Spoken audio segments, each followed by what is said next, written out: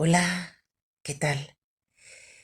En este primer capítulo de Vidas de cómic, primero encontraréis una presentación un poco formal de nosotros, ya que es el inicio de este espacio, y luego ya nos pondremos a analizar El Ángelus, de Frank Giraud y Josep Oms. Para nosotros, un cómic de cabecera. Por cierto, os pediremos cuáles son vuestros cómics de cabecera y también películas, para poder incluirlas en este espacio. Hablaremos de los personajes, de la trama, que está muy bien tejida con hechos reales y hechos ficticios. Hablaremos de la parte gráfica y hablaremos bastante de arte, porque es uno de los temas vertebradores de la historia. En este cómic nos hacen muchas preguntas. Y para mí, si tuviera que resumirlas en una, la pregunta sería, ¿qué nos hace cambiar en la vida? Bueno, ¿empezamos? Nos acabamos de despertar y aquí estamos.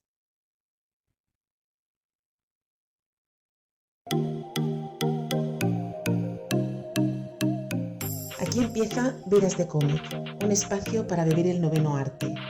Soy Carlota Petit, dibujante y apasionada del cómic. ¿Empezamos?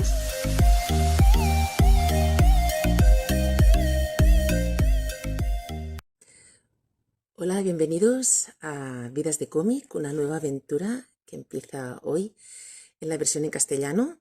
También está la versión en catalán y la idea es llegar al máximo de gente, tanto por idioma como por gustos. Ya lo iremos comentando. Y este espacio es fruto de varias de mis pasiones que quiero explicaros, luego os diré el porqué. La primera, evidentemente, es el cómic. De pequeña, Asterix y Mafalda para mí eran como mis acompañantes. De hecho, hasta ahora, cualquier vivencia que yo tenga en la vida, hay alguna viñeta, alguna tira cómica, escena en que me estén explicando lo que me está pasando. Son como unos magos que parece que hayan vivido todas las emociones posibles y las han sabido transmitir en cómic. Luego ya de joven fui ampliando con otras obras, por ejemplo, toda la obra de Quino. Fijaros, es un genio este hombre, con una línea muy clara, muy simple, es capaz de darte el mensaje sin ningún tipo em, de duda, ¿no? Por ejemplo, aquí, como hay las clases que oprimen y las oprimidas, y lo ha sabido expresar de muchísimas maneras. Por ejemplo, pero ya digo, todo tipo de emociones. Luego también amplié con toda la obra de Cesc. Fijaros, también es del mismo estilo, es línea muy clara, muy simple, pero aquí, por ejemplo, pues explicando cómo en Barcelona, durante los años 60, 70, toda la cuestión de urbanización no tuvo muy en cuenta cuestiones que luego pues las solucionaban como podían, no pasaba nada. Aquí lo importante era construir, construir. Por ejemplo, además acostumbran a ser dibujos, escenas que te dan para mucha reflexión, ¿no? Y ahora he dicho una posibilidad, pues seguramente vosotros habéis pensado en otras. Y esto me encanta. Y también, por aquella época, a mí me captivó Sempe, que también tiene, por suerte, mucha obra y tengo toda la que puedo. Seguramente hay cosas que se me escapan porque a veces hay recopilatorios que vuelven a empezar, como por ejemplo este, ¿no? Es como un recopilatorio de todo de escenas relacionadas con las vacaciones. Y, en fin, son escenas en las que te puedes quedar ensimismada durante rato a ver qué te sugiere, ¿no?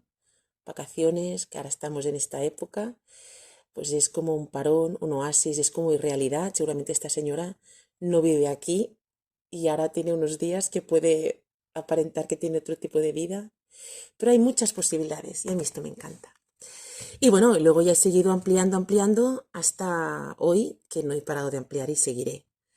Y Vidas de cómic lo podrá ver en directo cómo va pasando. Os enseño mi biblioteca para que veáis que esto va en serio.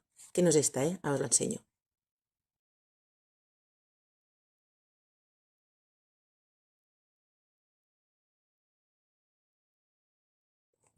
Pues eso, ampliando y ampliando. Y me maravilla la capacidad del cómic de expresar cualquier tipo de idea, de cualquier tipo de vida, de experiencia, y además con muchos estilos diferentes, con muchos tipos de narrativas, perspectivas, puntos de vista. Y además hace ya unos años que soy dibujante de cómic. Por cierto, está la cosa muy a punto de hacerse realidad, de que salga al mercado un libro colectivo en el cual yo participo con una historia, Los sueños de nuestras brujas, pero también va a salir próximamente un libro, un cómic, todo mío, primer libro que ya os explicaré en su momento. Se titula Un poco de humanidad, también en catalán, una mica de humanidad. Pero bueno, esto hace que me guste mucho analizar los cómics que me gustan, que me apasionan, con más profundidad, porque es la manera de tener como muchos maestros que me van inspirando siempre y hace que admire más aún el trabajo que hacen los creadores de cómic. Otra pasión, la comunicación. Yo siempre he escuchado radio, para mí es como un elemento que no entiendo mi vida sin ella. Ahora los podcasts, video podcasts, todo tipo de formato. Me encanta que me expliquen historias con pasión y aprender a partir de aquí y sentir muchas cosas y tener muchas ideas. También hice radio muchos años, con programas como La Gràcia dels Clàssics, Acords i Desacords, en Cataluña Música. Y bueno, pues este es como un siguiente paso. También soy profesora de hace muchísimos años y para mí esta profesión, uno de los retos que más me apasiona es el intentar entendernos unos con los otros. Con lo cual, todo para mí está alrededor de la comunicación. Y otra de las pasiones es la curiosidad, la cultura, la vida. Para mí es como un trípode que va como unido. No entiendo una cosa sin la otra. Bueno, pues con todo esto, deciros pues que soy dibujante de cómic, soy profesora, soy matemática, toco el piano, me gusta la naturaleza, la curiosidad, como os decía, soy madre, hija, hermana, amiga, etcétera. ¿Por qué hago toda esta presentación como un poco justificándome, ¿no? Que tenga esto como un poco de consistencia. Mirad, no sé vosotros y me gustaría muchísimo que me lo comentarais cuando quisierais. Creo que en este país el cómic está como un poco más por debajo del resto de las artes. Y bueno, creo que esto es una de las cosas que hay que cambiar.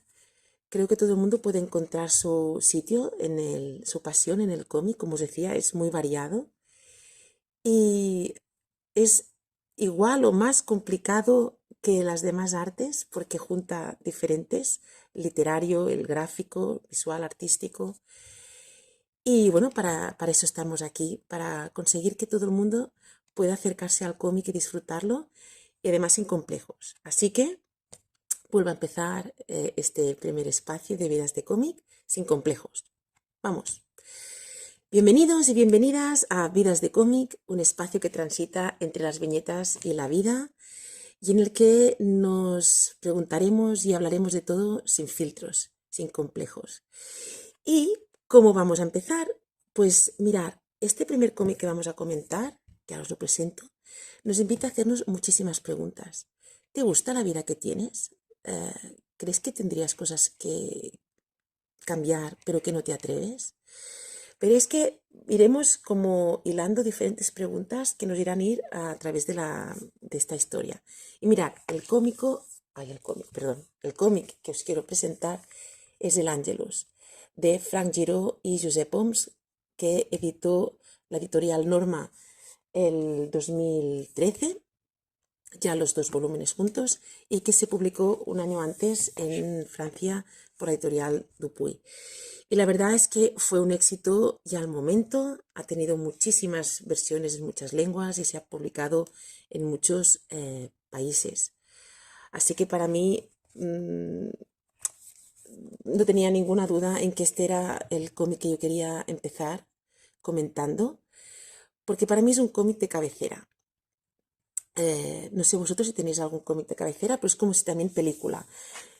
Es aquella película, aquel cómic que tienes que ver cada 2 o 3 años o cada año, que un poco es como para tomarte la temperatura y ver cómo estás. Porque cada vez que lo lees descubres nuevas capas y descubres otras maneras de reaccionar con esta historia que te están explicando. Mira, ya que estamos, para irnos conociendo, para mí una de las películas de cabecera es Out of Africa, que aquí la traducción era Memorias de África, que me encanta, con Meryl Streep, Robert Redford, el director Sidney Pollack. Y por cierto que a veces pienso una versión en cómic de esta película. Pienso en dibujantes como Sorel, Prun, Gibrat, que hacen unas acuarelas espectaculares en cómic. No sé, ahí lo dejo. Yo mis cómics también los dibujo en acuarela. Tampoco descarto nada. Bueno, aquí estamos. A ver, ¿de qué va el Angelus? El cómic.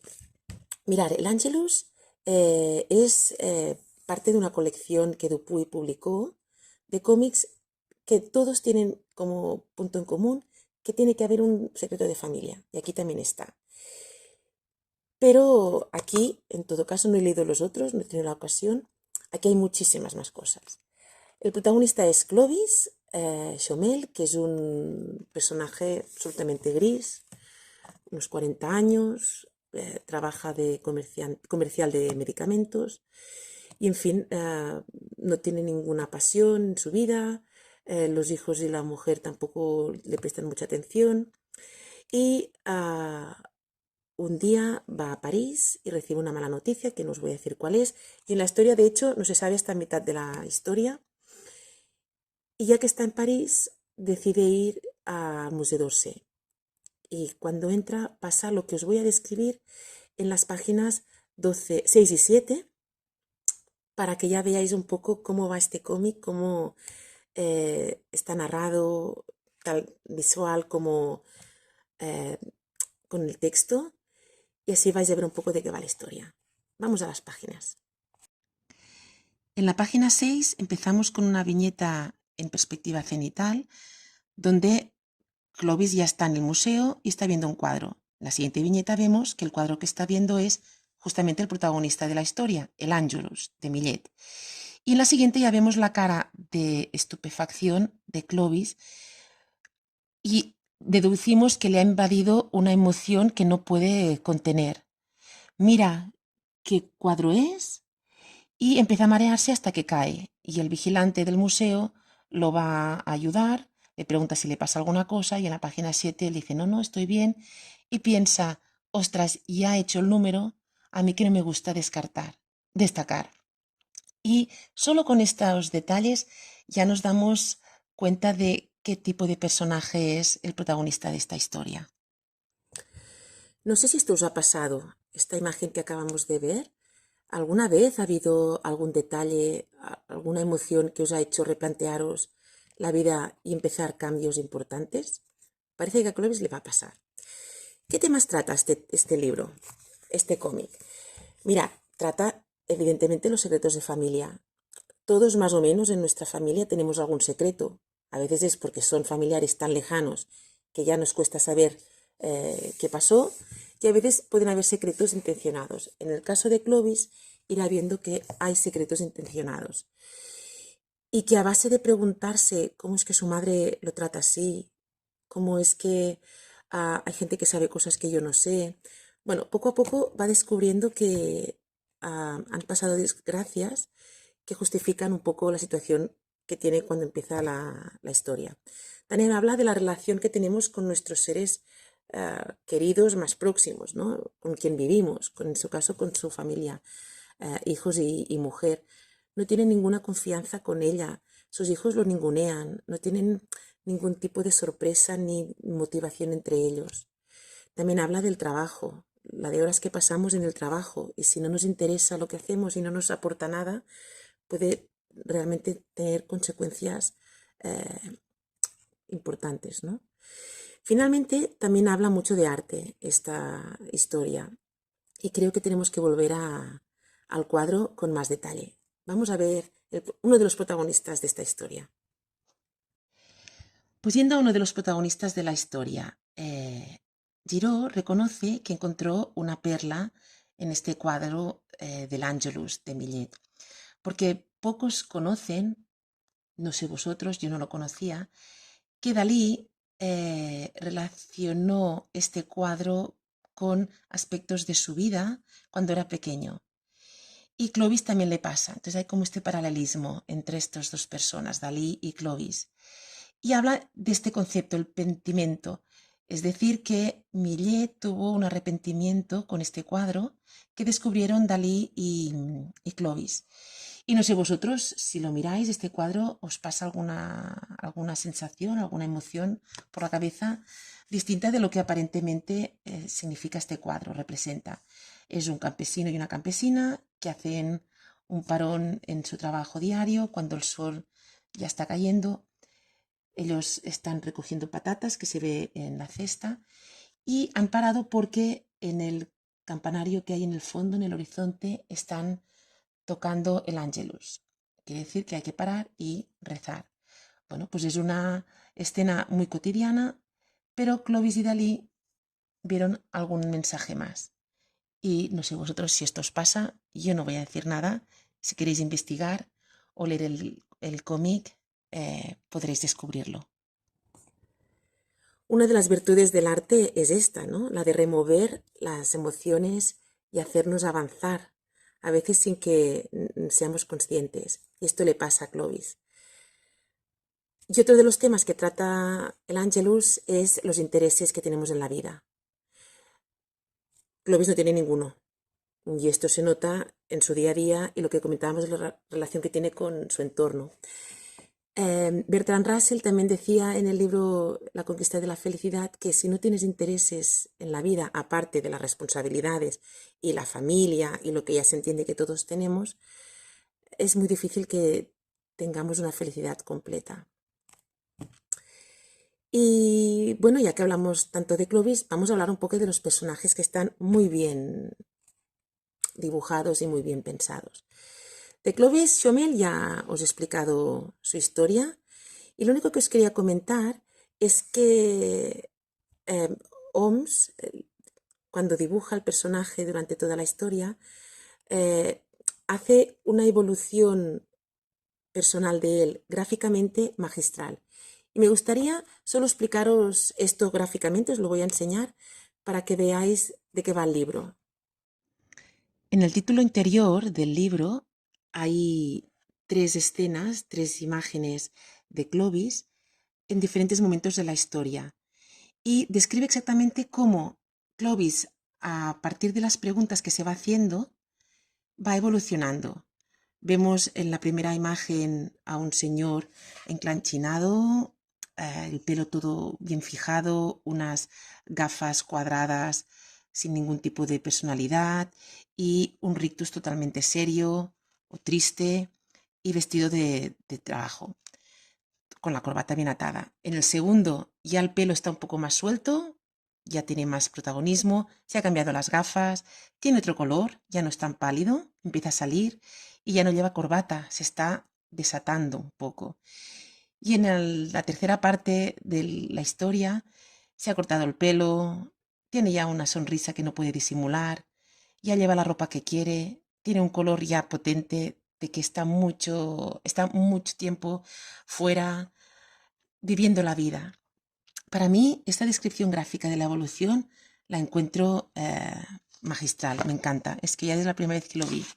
Sale después, durante la historia, sale en algún momento, hacia el final.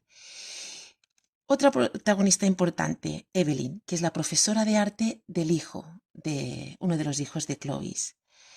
Bueno, pues si miramos en la página 17 y 18, también está descrito magistralmente este personaje. Clovis ha decidido involucrarse más con sus hijos y entonces va a la reunión que tiene con la tutora, que es la profesora de arte. Y en la última escena, viñeta de la página 17, se ve la cara de Clovis cuando ve cuál es la profesora, que es un poco lo que nos puede pasar a nosotros cuando lo vemos en la página siguiente, la 18. Y es una profesora que en principio no es la profesora al uso. Sonriente, con una minifalda, botas muy altas, piercings, en fin. Ya nos describe también gráficamente cómo será esta protagonista, que le irá perfecto a Clovis, porque será la acompañante ideal para que se pueda hacer todo tipo de preguntas y avanzar en su investigación personal. Y después también hay los hijos de la mujer, protagonistas importantes, que ya os comento que al principio de la historia no hay ningún interés mutuo entre ellos. Y después está el librero del pueblo, que sale discretamente, pero va saliendo. Y no puedo decir más. ¿Qué más? ¿Cómo está narrado este libro, este cómic? Giraud, el guionista, entrelaza toda la historia a partir de las preguntas que se hace Clovis obsesivamente, ya os lo he dicho. Se pregunta sobre los recuerdos que le vienen de su madre, cómo su madre lo trataba de esa manera tan terrible, con ese odio. También se pregunta por el cuadro de Millet, ¿por qué lo ha afectado tanto? Le ha afectado tanto. Después también se pregunta sobre la negación de la madre a explicarle la historia de una familia, los Odequer, que salen en el cementerio, pero no hay una coincidencia de fechas, pero en cambio no se sabe nada de ellos. También se pregunta por qué Dalí se interesó tanto por este cuadro. Y entonces, esto a mí me trae la anécdota de Einstein, que dicen que para él era muy importante hacerse preguntas, y había la anécdota que si tuviera solo una hora para salvar su vida y en esta hora tuviera que resolver un problema, dedicaría 55 minutos a hacer la buena pregunta, a buscar la buena pregunta, porque luego la respuesta sería inmediata, no habría ningún otro impedimento. Bueno, a mí este libro me trae esta idea. Este cómic está formado por 2 actos que en Francia se publicaron en 2 volúmenes diferentes. Como os comentaba, aquí siempre han salido juntos en un solo volumen. Y cada acto tiene como 13-14 escenas, que esto representa unas 3-4 páginas cada escena. Y cada escena acaba con un cambio de emoción, con un cambio de algún tipo, un cambio de valor. Es decir, que es un libro que no tiene, todo es chicha, no tiene nada que sobre. No hay narrador. Toda la información que se da porque los protagonistas se están relacionando y van pasando cosas. Esto no siempre pasa. Hay cómics en los que ves que allí te están metiendo esta información porque si no, no se entendería no sé qué cosa. Entonces, me gustaría ahora comentaros algunas páginas para que vierais cómo está narrado, cómo se van desarrollando escenas. Vamos a empezar con algunas de ellas. Me gustaría empezar por los flashbacks, que hay unos cuantos que nos ayudan a entender la historia y que están muy bien traídos gráficamente y narrativamente. Por ejemplo, en la página 12-13 que estamos viendo, Clovis ya está absolutamente abduido por este cuadro, tenía una pasión que no puede controlar y está en la habitación de su hijo con el portátil que él no acaba de controlar, ni sabe mucho cómo funciona esto de internet, pero ha conseguido ver el cuadro otra vez y lo está estudiando, cada uno de los detalles que se van viendo en las diferentes viñetas, que si el paisaje, que si las herramientas de trabajo, que si los personajes, y se ve su cara en primer plano, totalmente abstraído por él.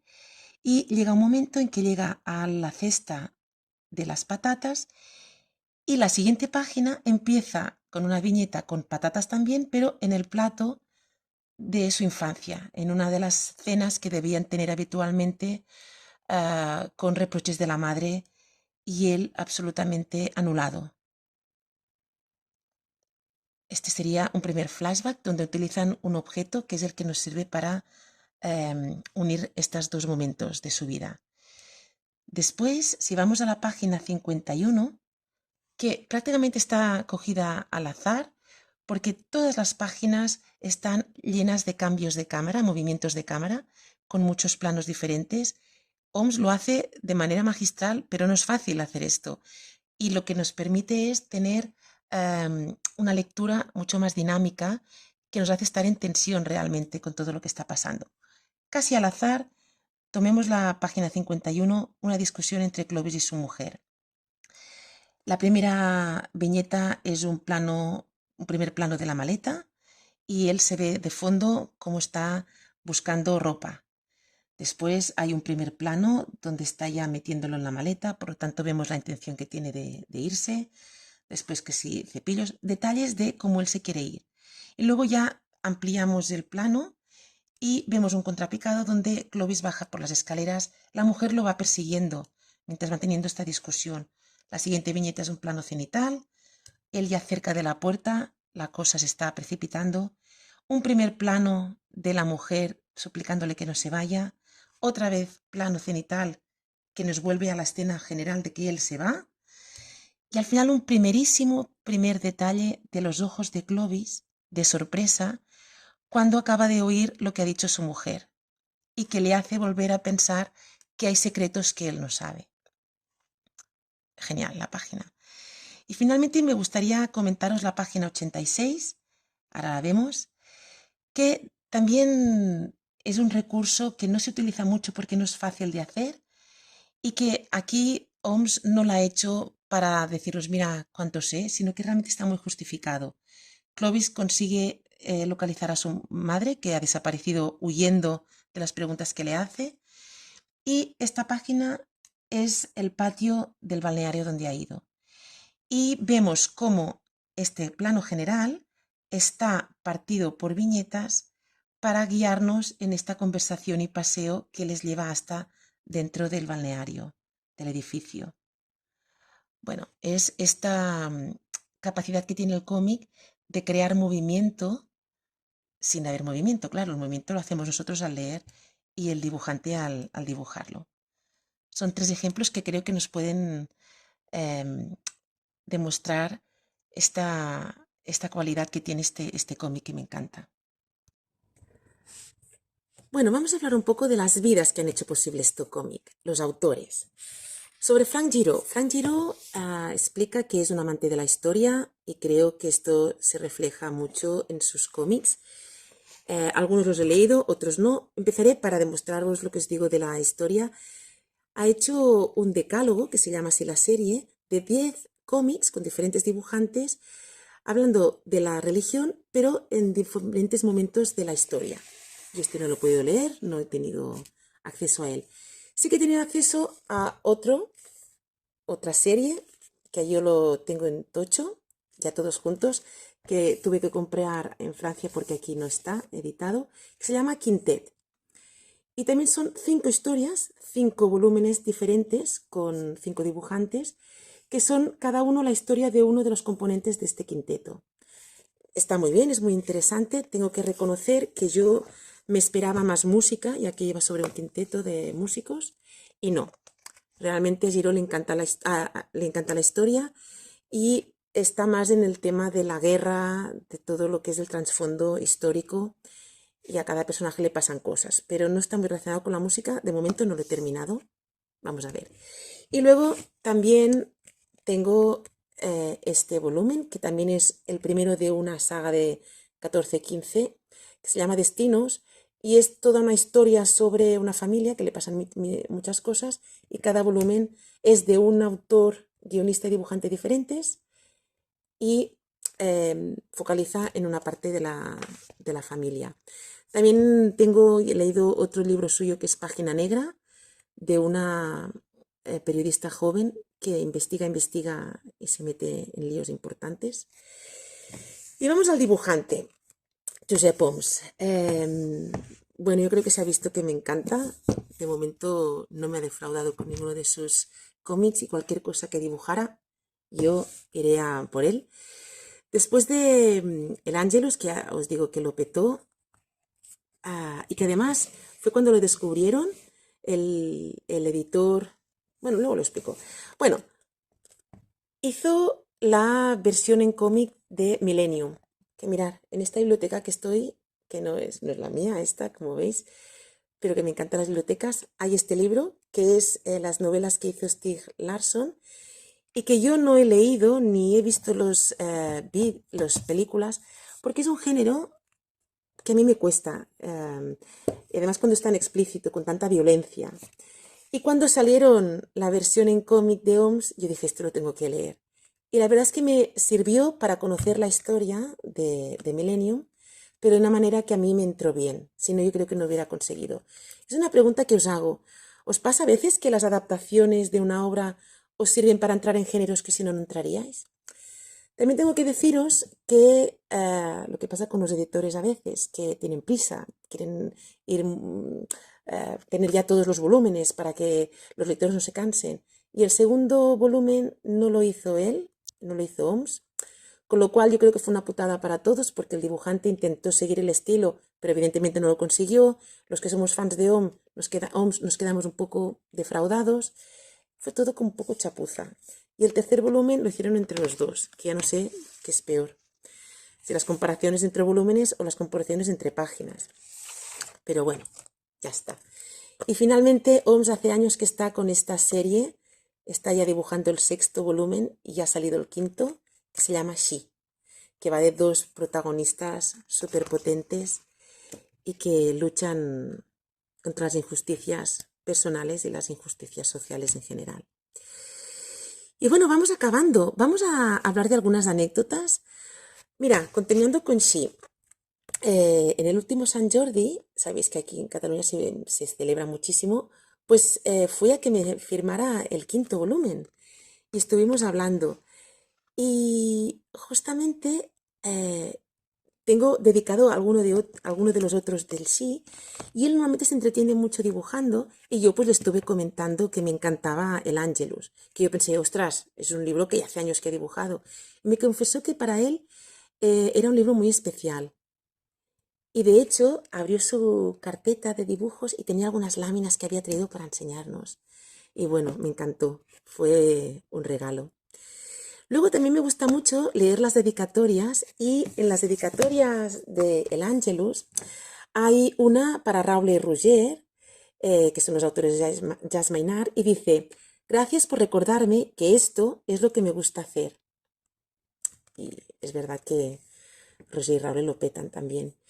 Y luego hay otra dedicatoria a Jordi Lefebvre, un dibujante también muy importante que está haciendo obras muy interesantes, que dice: gracias por poner la primera piedra.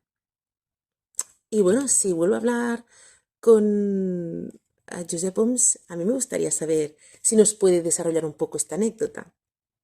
Bueno, luego también un pequeño inciso sobre la relación entre arte y cómic. Deciros que se hacen exposiciones habitualmente relacionando estas dos artes. Hace unos años, Asier Mesuro hizo una exposición que viajó por toda España sobre el arte y el cómic, donde se encargó a dibujantes de cómic que hicieran escenas sobre obras de arte y también al revés.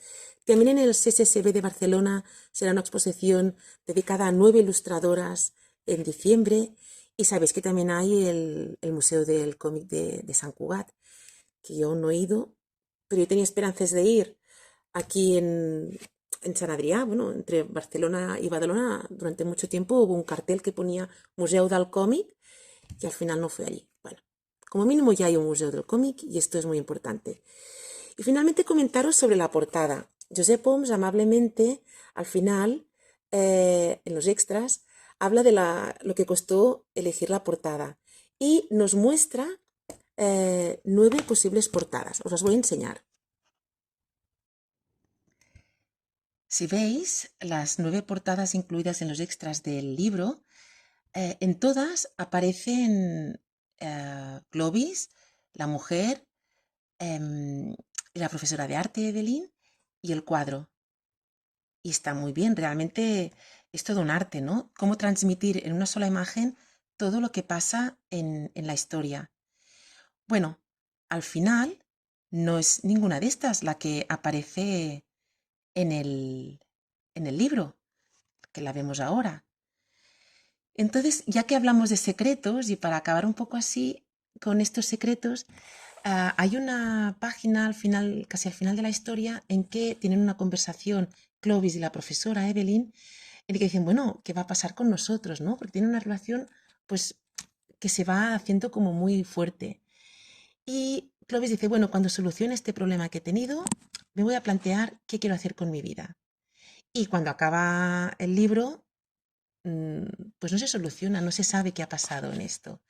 A mí ya me parece bien, ¿eh? Parece que acaba más junto con la mujer, pero evidentemente es una última escena que nos invita a decir que la vida continúa. Con lo cual me gusta este pequeño secreto o este pequeño misterio que no se acaba de resolver. Porque no olvidemos que en la portada definitiva solo sale la profesora y Clovis y no sale la mujer. Con lo cual la imagen de la portada y el final de la novela gráfica, nos deja como con unas contradicciones que podemos intentar nosotros resolver. Y otro detalle que dice mucho de este cómic, de esta historia, que realmente tiene mucha profundidad y no se acaba nunca lo que se puede decir de él. Estos días, OMS en su Instagram ha publicado un dibujo que hizo de Evelyn y Clovis para una exposición. Y bueno, ha tenido muchos comentarios y realmente es pues una imagen que no se ve en el cómic de algún momento de ellos dos. Y yo le he puesto un comentario que ponía, oh, qué bonita la imagen y que transmitía mucho este carácter del encuentro de estos dos personajes. Y él me ha respondido, uy, de Joan tiene mucha chispa esta historia. Y es que es verdad, de hecho incluso pensaba, podría estar bien hacer una segunda parte de este cómic, viendo qué pasa, porque, bueno, no es fácil cambiar, pero una vez has cambiado y has visto todo lo de lo que no eras consciente, hay que saberlo mantener. Así que siempre van habiendo cosas sobre este cómic. Y con esas anécdotas y este final de cómo acaba realmente, yo creo que me gusta incluso este final porque nos está indicando que la vida es así, que cada día acabamos y cada día empezamos y no hay una solución definitiva. Y me gusta pensar que estos personajes han seguido con otras historias que les han ido pasando. Y me gusta también acabar así este primer Vidas de cómic, que espero que os haya traído muchas preguntas personales quizá, ganas de leer el libro, de comentarlo y eso, que tenemos las redes sociales para estar en contacto. Haremos también directos. Por cierto, si alguien quiere ser tertuliano, tertuliana esporádico, esporádica, cuando hagamos directos, conversaciones o incluso enviarnos audios que los podamos poner en alguno de estos espacios, serán muy bienvenidos. Pues eso, aquí hay un final, pero que no es definitivo y nos vemos en el próximo Vidas de cómic. Hasta pronto. Y hasta aquí este Vidas de cómic. Espero que os hayáis quedado con ganas de leer muchas más y compartirlas. Estamos en contacto en las redes sociales. Hasta pronto.